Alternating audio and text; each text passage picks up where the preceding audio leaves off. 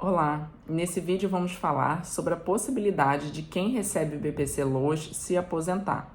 Me chamo Fernanda Diniz, sou advogada especialista em benefícios do INSS. É um prazer te ter aqui. Para começar a falar sobre esse assunto, o primeiro ponto que você precisa entender é a diferença entre o BPC Loas e a aposentadoria. Muita gente confunde, né? Geralmente os beneficiários acham que estão recebendo o BPC Loas e estão aposentados.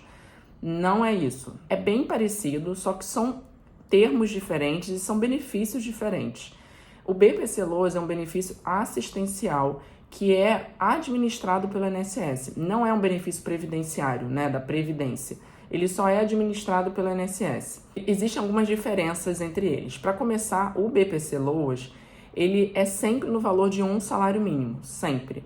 Tá? A aposentadoria, ela pode, dependendo do tempo que você contribuiu e dos valores que você contribuiu, você pode ter um valor até no máximo do teto, né? Hoje o teto do INSS em 2024 é quase R$8.000. Esse é o primeiro ponto da diferença, os valores. O segundo ponto, o BPC Loas, ele não gera direito a 13º salário e não gera direito à pensão por morte aos dependentes. Quando você pergunta qual é o mais vantajoso, certamente a aposentadoria é mais vantajosa, por conta de todos esses pontos que eu trouxe.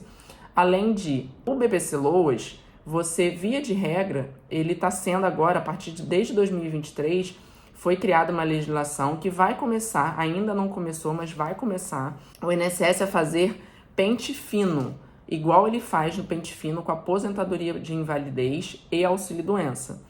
Tá? Para que isso? Para saber se essas pessoas que recebem o BPC Loas deficiente e o BPC Loas idoso continuam na condição dos requisitos, ou seja, o idoso, se ele continua na condição de miserabilidade, e o BPC Loas deficiente, se ele continua na condição de deficiente e também de miserabilidade, que são os dois requisitos. Caso o INSS, nesse pente fino, identifique que essa pessoa não tem uma das condições, ele vai cortar o benefício. A aposentadoria, não existe essa possibilidade. A partir do momento que você preenche os requisitos, né, da aposentadoria por idade, que hoje é 65 para o homem, 62 para a mulher e 15 anos de trabalho, você começou a receber a sua aposentadoria, você nunca mais vai perder sua aposentadoria. Não existe. Ela é muito mais estável.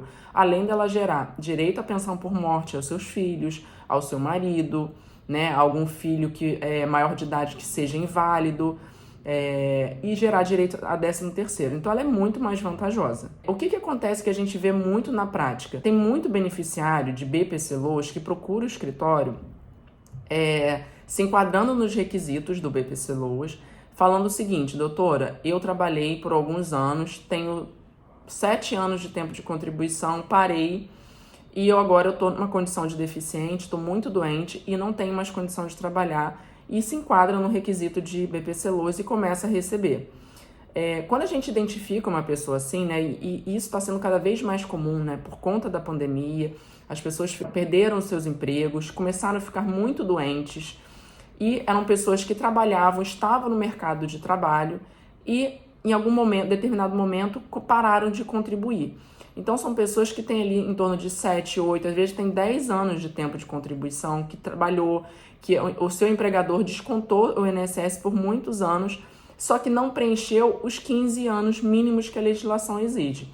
Quando a gente identifica uma pessoa numa situação dessa, a gente orienta, a partir do momento que ela começa a receber o BPC Loas, e a depender da idade, é lógico, né? Se for uma pessoa já com idade muito avançada, a gente não vê vantagem dela voltar a contribuir e esperar 5 anos, talvez, ou mais, para se aposentar. Aí, às vezes, não vai valer a pena. Mas se for uma pessoa mais jovem, né, que esteja debilitada e comece a receber o BPC Loas, o que a gente sempre orienta? Comece a receber, porque ela vai passar a receber um salário mínimo todo mês, né? Hoje a gente está falando em R$ 1.412, e ela volta a contribuir para o INSS. Essa pessoa que recebe BPC Loas, ela pode contribuir de forma concomitante ao INSS para voltar a preencher o tempo mínimo de aposentadoria, tá? E essa pessoa, a legislação permite que ela faça contribuição no valor de 5% do salário mínimo. É a contribuição que a gente chama da alíquota simplificada, a alíquota de baixa renda, 5% em cima do salário mínimo. Então, hoje está em torno de R$ 60 por mês. Essa pessoa que faz contribuições de R$ 60 por mês, ela vai ter direito à aposentadoria. Aí a gente faz a análise, vai fazer ali a análise do custo-benefício, se vale a pena ela voltar a contribuir, por quanto tempo ela vai voltar a contribuir. A gente orienta, olha, cliente, volte a contribuir 5%, a gente orienta ela como que faz essa geração da guia e ela vai preencher ali o tempo que falta, porque lá na frente ela vai conseguir a aposentadoria dela. Às vezes o tempo que ela ficou ali de contribuição, como eu disse, é nos salários acima do salário mínimo, e ela vai ter uma aposentadoria um pouco melhor do que o valor do BPC Loas. Fora que, aquilo que eu falei, não tem o risco de perder. O BPC Loas você tem que estar atualizando o seu CAD único a cada 2 anos. Caso você esqueça, você pode perder o benefício. Então, de um dia para o outro, você acordar e não ter o valor do seu benefício ali na sua conta, é um susto muito grande. Você não pode esperar isso acontecer. A aposentadoria, ela de uma maneira muito mais estável. Quando eu digo que são 15 anos de contribuição, é porque a aposentadoria por idade hoje prevê esse requisito. Geralmente o beneficiário de BPC Loas, dificilmente ele vai ter preenchido os requisitos de uma aposentadoria por tempo de contribuição, tá?